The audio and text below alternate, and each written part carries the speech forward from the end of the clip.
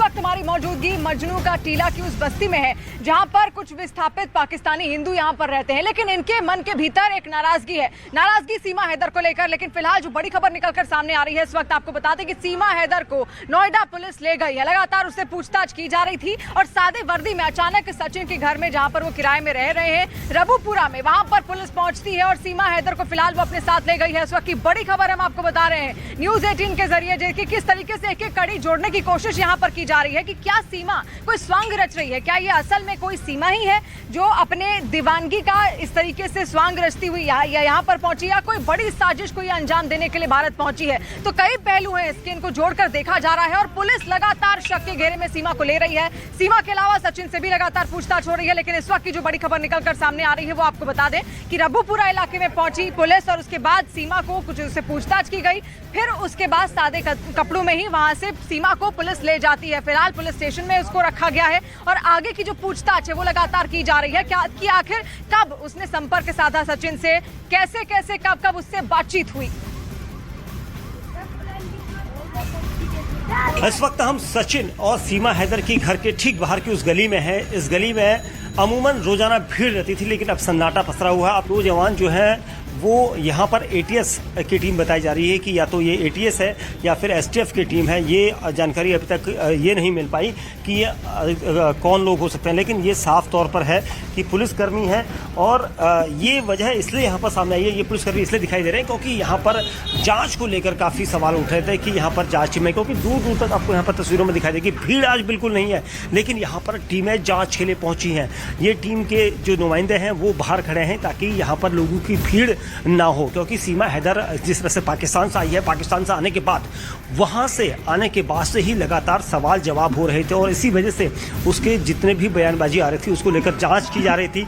और जांच करने के बाद से टीमें जो हैं अब यहां पर जो पहुंची हैं वो सिर्फ ये जांच करने के लिए कि आखिर किस तरह के बयान रहेंगे, और इसी वजह से जो टीम के लोग हैं दूसरे वो यहाँ पर नहीं यहाँ पर नहीं देना चाहते। और इसी वजह से यहाँ पर इस वक्त जो पुलिस टीम पहुंची है सादी वर्दी में, आप देख सकते हैं ये कहा जा रहा है कि एटीएस या एसटीएफ में से एक टीम है। तो आखिर सचिन की सीमा की एक ऐसी दीवानगी है जिसने इतने सारे सवाल यहाँ पर खड़े कर दिए हैं कि लगातार अब वो शक के घेरे में है और आखिर उसका प्यार सच्चा है या फिर नहीं, इसके लिए जांच तो लगातार हो ही रही है। दीपक इस वक्त हमारे साथ मौजूद हैं, दीपक बिष्ट उसी जगह पर है रबुपुरा में। दीपक, आखिर वहां पर लोगों का क्या कहना है, क्योंकि कई दिनों से मीडिया के सामने आई नहीं है सीमा, तो सीमा के आस पड़ोस में जितने लोग हैं उनका क्या कहना है? देखिए, जिस वक्त तकरीबन 2:15 बजे के आसपास यहाँ पर सादी वर्दी में यूपी पुलिस की टीमें पहुंची थी और उसने जब यहाँ पर पहुंचकर आसपास की पूरी गली को खाली कर दिया और उसके बाद इस घर के अंदर गए कुछ पुलिसकर्मी और उसके बाद सीमा के घर के अंदर से सीमा को बाहर बुलाया गया और उसके बाद सीमा को लेकर पुलिस कहीं निकली है।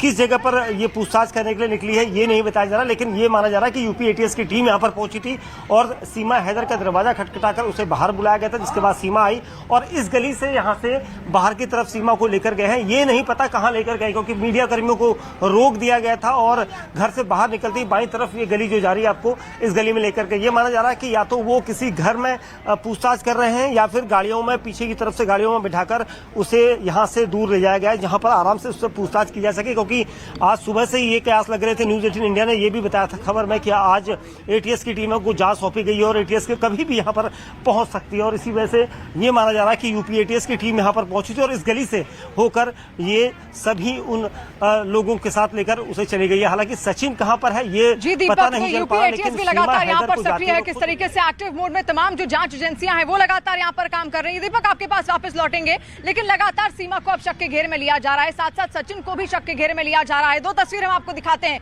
क्योंकि लगातार उससे पूछताछ हो रही है, पुलिस वहां पर लगातार मौजूद है और ऐसे में उससे कई सवाल अब तक किए जा चुके हैं। यूपी एटीएस आज उसको पकड़ कर ले गए, लेकिन कल शाम की आप तस्वीर देखिए, कल शाम भी पुलिस वहां पर पहुंची थी और आज जब पुलिस वहां पर पहुंचती है तो कुछ देर वो अंदर रहती जरूर है, पूछताछ उससे जरूर हुई होगी, लेकिन उसके बाद पुलिस उसको ले जाती है। यूपी एटीएस जो कि सादी वर्दी में वहां पर पहुंचती है। अब कहा जा रहा है कि कहां ले जाया गया है उसको, इसका कोई अभी पुख्ता जानकारी इसको लेकर नहीं है, लेकिन फिलहाल सवाल कई सारे हैं जिनको ढूंढने के लिए लगातार जांच एजेंसियों ने अब दबिश देनी शुरू कर दी है और सीमा से कई सारे सवाल अब यहां पर किए जाएंगे क्योंकि जिस तरीके से वो कई सीमाओं को लांघती हुई, पार करती हुई अवैध तरीके से बिना दस्तावेजों के यहां पर पहुंच गई, उसके बाद सवाल तो खड़ा होना जायज सी बात है। दीपक लगातार हमारे साथ जुड़े हुए हैं। दीपक, देखिए अब तक जिस तरीके से कितने सारे सवाल यहाँ पर निकलकर सामने आ रहे हैं, तो हम तस्वीरें लगातार आपको दिखा रहे हैं। आप ये दो तस्वीरें देखिए किस तरीके से। कल शाम की एक तस्वीर है जब पुलिस वहां पर पहुंचती है सचिन के घर के बाहर, रबुपुरा, ग्रेटर नोएडा,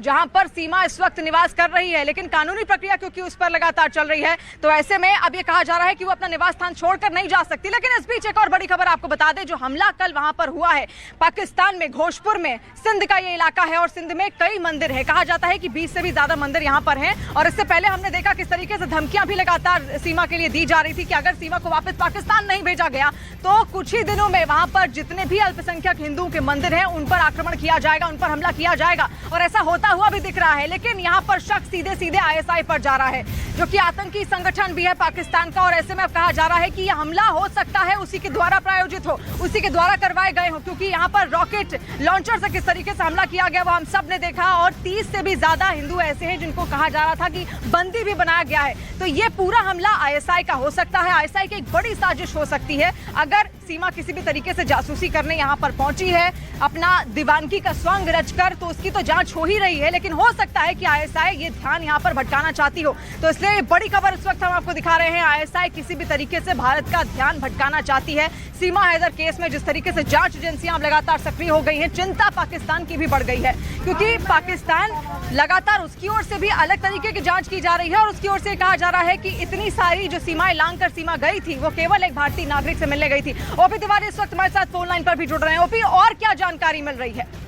देखिए, इस मामले में खुफिया एजेंसियों का मानना है कि पाकिस्तानी खुफिया एजेंसी आईएसआई की चाल है। जिस तरह से मंदिरों पर हमला दिखाया गया और उसमें एक भी हिंदू का अपहरण नहीं किया गया, ना ही किसी मंदिरों को नुकसान पहुंचा है। ऐसे में पाकिस्तानी खुफिया एजेंसी आईएसआई चाहती है कि सीमा हैदर के खिलाफ फिलहाल भारतीय एजेंसियां जो जांच कर रही हैं उस जांच पर कहीं ना कहीं रोक लगा दें। और दोनों हालातों में सीमा हैदर के खिलाफ चाहे भारतीय कानून के तहत कार्रवाई हो या फिर उसके कनेक्शन पाकिस्तान से मिले, इस मामले में कार्रवाई हो, दोनों हालातों को लेकर पाकिस्तानी खुफिया एजेंसी बुलाना चाहती है और भारत को नीचा दिखाना चाहती है। यही कारण है कि एक के बाद ऐसी हरकतें कर रही है, एक के बाद एक ऐसी हरकतें कर रही है जिसके चलते पाकिस्तानी प्रशासन चाहता है कि भारतीय प्रशासन दबाव में आ जाए। यही कारण है। कुछ दिन पहले हमने वो वीडियो भी देखा था किस तरीके से कच्छ में जो डाकू हैं उनकी ओर से भी धमकी लगातार दी जा रही थी। तो कहा यह जा रहा था कि उनकी ओर से भी हमला किया जा सकता है। तो शक की सुई आकर किस पर घूम रही?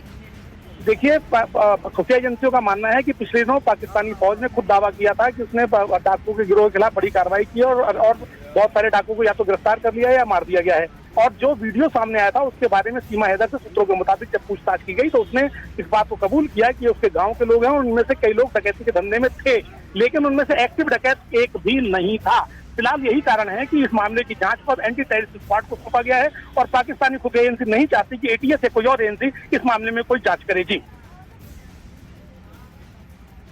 जी, तो लगातार देखिए जांच का जो दायरा है वो और ज्यादा बढ़ाया जा रहा है। ओपी भी लगातार हमें जानकारी दे रहे थे कि आईएसआई का ये मॉड्यूल हो सकता है, एक तरीका हो सकता है, उसकी एक साजिश हो सकती है कि सीमा को किसी भी तरीके से घुसपैठ उसने कराई और उसके बाद अब वो अपना काम आसानी से कर सके, अपना जासूसी का काम आसानी से कर सके। अगर वो जासूस है तो उसके बाद उसका ध्यान भटकाया जा सके, क्योंकि लगातार जितनी भी जांच एजेंसियां हैं, चाहे यूपी एटीएस हो, एनआईए हो, उत्तर प्रदेश पुलिस हो, अब वो सक्रिय हो गए हैं और लगातार अब जांच की जा रही है। और यहाँ तक की खबर ये भी है कि इसकी भी तैयारी कर ली गई है कि जो जमानत याचिका है सीमा की वो किसी भी तरीके से खारिज करवाई जा सके कोर्ट में, उसके लिए भी लगातार तैयारियां अब की जा रही हैं। तो देखिए, सीमा की मुश्किलें यहाँ पर कम नहीं हो रही हैं, वो लगातार बढ़ती जा रही हैं। किस तरीके से पाकिस्तान से पबजी का ये प्यार था, पबजी का प्रेम बढ़ते बढ़ते इतना बढ़ता चला गया कि वो कई सीमाओं को लांघते हुए सीधे भारत में आ गई सचिन से मुलाकात करने। और कहा यह भी जा रहा था, उसकी कहानी में यह भी ट्विस्ट था कि वो नेपाल में एक हफ्ते दोनों साथ भी रहे, लेकिन उस वक्त उन दोनों ने वहां पर एक मंदिर में हिंदू रीति रिवाजों के साथ शादी भी कर ली और उसके बाद फिर वो भारत आ जाते हैं।